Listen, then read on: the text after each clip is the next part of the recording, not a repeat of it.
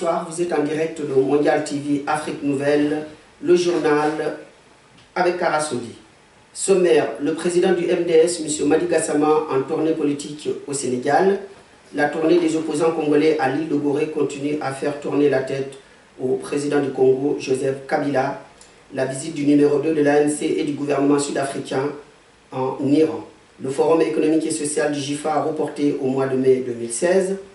L'opposante congolaise Marie-Louise Samba fustige le rapprochement Félix Tshisekedi et Moïse Katumbe. Et enfin, l'ancien président du Bénin, Mathieu Karikou, est mort. Avant de développer ce journal, nous allons donc vous parler de la disparition de notre confrère directeur technique de Sahar TV, la télévision francophone iranienne. Eshma Tola est décédé le 6 décembre dernier à Paris. Saïd Eshma Tola, prénom qui signifie grandeur et noblesse de Dieu, est né le 11 septembre 1957 à Kasher-Chiring, dans la province occidentale du Kermanshah, dans une famille de descendantes husséinites. Il fait ses études primaires et secondaires dans cette ville, puis obtient son baccalauréat scientifique. Sur invitation de son frère, il décide de se rendre aux États-Unis pour poursuivre ses études, mais effectue une étape en France, laquelle durera 37 ans. Dans l'attente du visa, il débute des études de mathématiques à l'université de Saint-Quentin en Yvelines. Il s'engage dans la voie de la révolution islamique, alors en cours en Iran, à travers l'association des étudiants musulmans. Depuis cette date, Eshma a fait connaissance dans le monde associatif musulman et noue des connaissances et des amitiés qui ne seront plus démenties par la suite. Il déménage à Nancy en 1980 où il décide d'initier des études de linguistique et de littérature française à l'université. Il continue ses activités militantes et étudiantes en tant que membre actif de l'association des étudiants musulmans de cette université. Il y rencontre et se marie à une étudiante désormais convertie à l'islam, Christiane Guillaume, qui demeurera son épouse jusqu'à sa mort. Il obtient une maîtrise de linguistique appliquée en 1984. Diplôme en poche, il débute sa carrière professionnelle à l'ambassade d'Iran à Bruxelles fin 1986, où il exerce la fonction de chef de service de presse jusqu'en 1989. En 1989, sur invitation du directeur de la Fondation pour la pensée islamique, le couple déménage à Téhéran. Eshbollah est responsable de la publication du magazine Le Message de l'Islam jusqu'en 1992. Il est alors très actif dans l'organisation de conférences internationales, l'animation culturelle et l'interprétariat. Début 1993, le couple vient s'installer en France. Eshma Tola est en charge des relations publiques et de l'événementiel à la Maison de l'Iran, Paris, Champs-Élysées, jusqu'en 1994. 1994-1996, Eshma effectue une formation professionnelle et exerce diverses professions commerciales dans le secteur privé, notamment en hôtellerie. En 1996, il fonde avec ses associés dans la zone libre de Kish, en Iran, la société de services aux entreprises ASB Dari, qui loue des bureaux professionnels et gère une galerie commerciale et d'exposition. De retour en France, il est embauché comme comptable et responsable des relations publiques du centre culturel iranien à Paris. Il exerce cette fonction avec sérieux et professionnalisme en 1997 et 1990 et 2010, dans des circonstances parfois difficiles. Il est alors très actif au sein de la communauté musulmane parisienne en tant que traducteur, interprète, organisateur d'événements culturels, conseiller ou enseignant de persan. Il laisse à tous ceux qui lui ont côtoyé un souvenir positif et agréable, empreint de dévouement, désintéressé, de patience et de gentillesse. En 2008, il prend en tant que gérant la société un commerce dans la région parisienne qu'il change pour un plus gros entre 2011 jusqu'en 2013. La pression de la crise économique le convainc de revenir à son corps de métier, à savoir l'activité culturelle. En 2014, il fonde un studio de production audiovisuelle sous l'égide de l'association culturelle à Paris qu'il avait lui-même formé avec son épouse. Le dimanche 6 décembre 2015, Eshma Tola décède des suites d'un soudain arrêt cardiaque dans la salle de réanimation de l'hôpital européen Georges Pompidou à Paris. Notre ami aime toujours à dire des citations. Il dit « Tout ce que l'on a vient de Dieu. Notre entourage est un dépôt de Dieu. Il faut quitter ce monde avec un bagage immatériel. Ce qui compte est de travailler sans relâche dans la voie de Dieu. Le président du MDS, M. Madi Gassama, en tournée politique au Sénégal.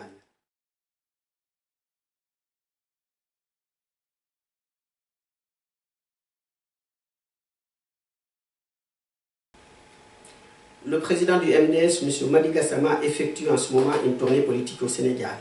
Une grande rencontre a eu lieu avec les populations de Marsassoum le samedi 12 décembre 2015 à 10 h dans la région de Sédhiou. Objectif, la massification du mouvement, la mise en place des cellules de travail, les perspectives 2016. En outre, les projets d'accompagnement et de soutien en faveur des jeunes et des femmes seront dévoilés au cours de cette rencontre. Et enfin, une conférence de presse est prévue pour le 26 décembre à Dakar, à l'hôtel Tahiti. La tournée des opposants congolais à l'île de Gorée continue à faire tourner la tête au président du Congo, Joseph Kabila.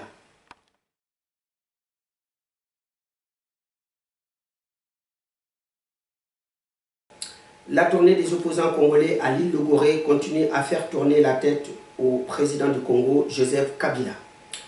Le président congolais qui, depuis, multiplie de dangereuses acrobaties politiques pour glisser son mandat au-delà de 2016, sent l'étau se resserrer de plus en plus autour de lui ces derniers jours. Il ne rate plus aucune occasion de menacer des opposants réunis en grande coalition, dynamique de l'opposition, G7 et plusieurs autres regroupements de la société civile. Dans chaque fait et geste de l'opposition congolaise, le président y voit une tentative de coup d'État. Tiraillé entre ses casseroles, la mauvaise gouvernance et plusieurs dossiers sombres à même de le conduire à la CPI. Le seul salut de Joseph Kabila ne reste plus que de s'accrocher au pouvoir, ce que l'opposition et la majorité de la population congolaise ne veulent entendre parler. Ce bras de fer nous promet de grandes surprises. L'opposante congolaise Marie-Louise Samba fustige les rapprochements Félix Tshisekedi et Moïse Katumbi.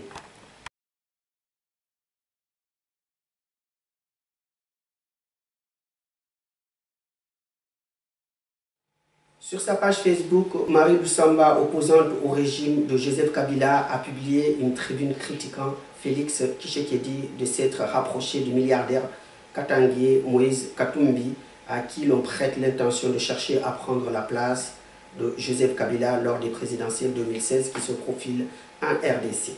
Pour rappel, Marie Lusamba est une fervente partisane de l'opposant historique Etienne Tshisekedi, un opposant qui a disparu de la scène politique. Son fils Félix Tshisekedi, qui prend peu à peu la place de son père et considère plus comme un affairiste cherchant aventure politique après l'échec des négociations avec les émissaires de Joseph Kabila en Italie et en Espagne pour entrer dans le gouvernement.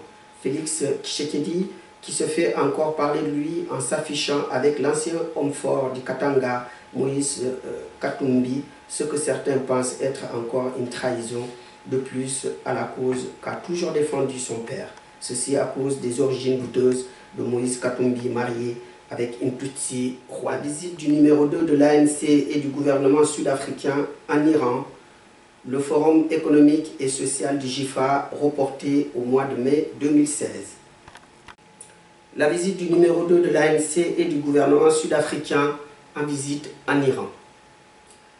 Cyril Ramaphosa, le vice-président de l'ANC, a effectué une visite de 4 jours en Iran, accompagné d'une forte délégation du patronat sud-africain et de la vice-présidente des Affaires étrangères, Madame Facto.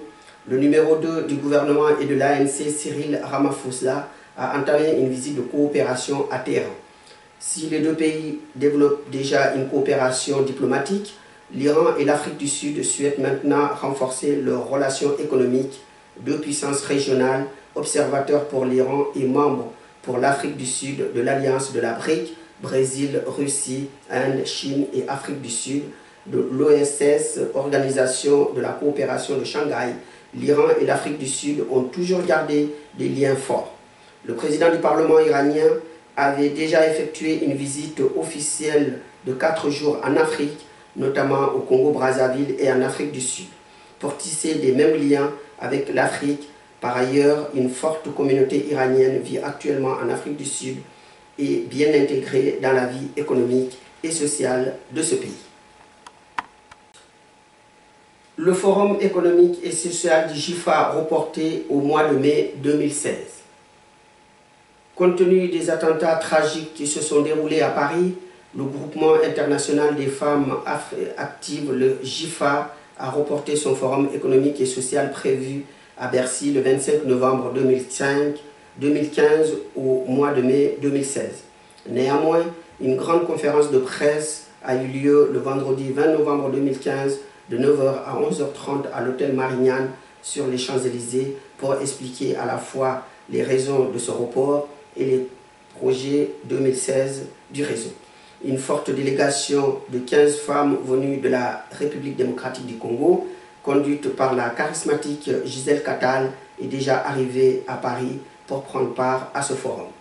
La présidente du JIFA, Lepfida Princesse Altermat, s'est adressée à la presse, aux membres du réseau et au public. Elle a demandé en outre aux membres du JIFA et à toutes les bonnes volontés de se mobiliser le dimanche pour déposer une gerbe au pied du monument à la place de la République en mémoire des victimes des attentats qui ont fait, je vous le rappelle, 130 morts et de nombreux blessés. En rappel des faits 2015, nous vous présentons le décès de l'ancien président béninois Mathieu Kérékou. En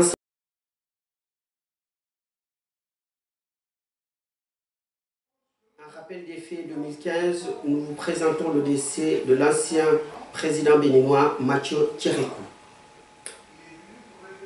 Ancien putschiste reconverti à la démocratie, né officiellement le 2 septembre 1933 à Kouarfa dans le nord du Bénin, Mathieu Kérékou a dirigé le Bénin pendant 30 ans, d'abord comme autocrate militaire marxiste avant d'accepter la démocratie et d'être élu à 2 reprises.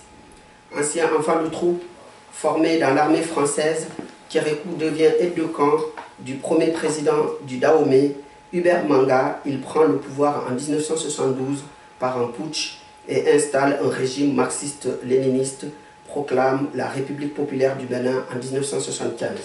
Confronté à une grave crise économique et à une forte contestation sociale en 1989, il abandonne l'idéologie marxiste et convoque une conférence nationale rassemblant les forces vives de la nation.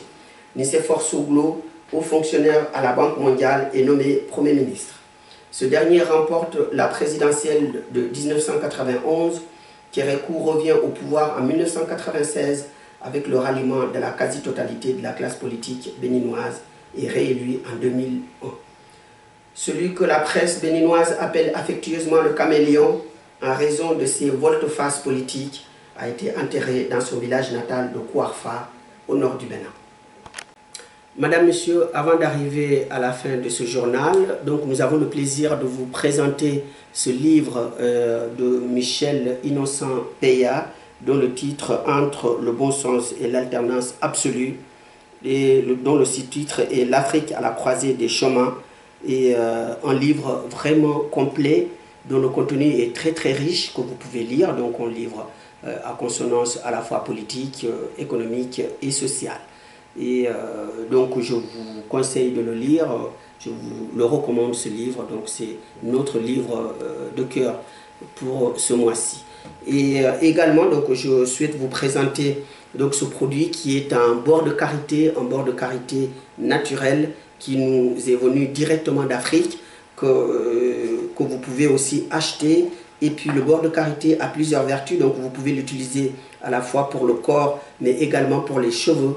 Et si vous souhaitez obtenir ce beurre de karité, donc vous pouvez le commander via notre page Facebook, la page Mondial TV, vous pouvez le commander. Et la semaine prochaine, donc au moment du journal, donc ce sont nos ravissantes filles qui vont, nos hôtesses, donc qui vont vous présenter donc ces produits et donc que vous allez donc découvrir à travers toujours notre M6 boutique. Madame, Monsieur, nous arrivons à la fin de ce journal. Nous vous remercions de l'avoir suivi. À la caméra et réalisation William James Etoutou, à la régie d'antenne Pascal Forestier. Nous vous souhaitons une excellente soirée sur MTV Afrique Nouvelle et nous vous disons à la semaine prochaine. Et nous allons nous quitter sur une note de musique du grand musicien Foli.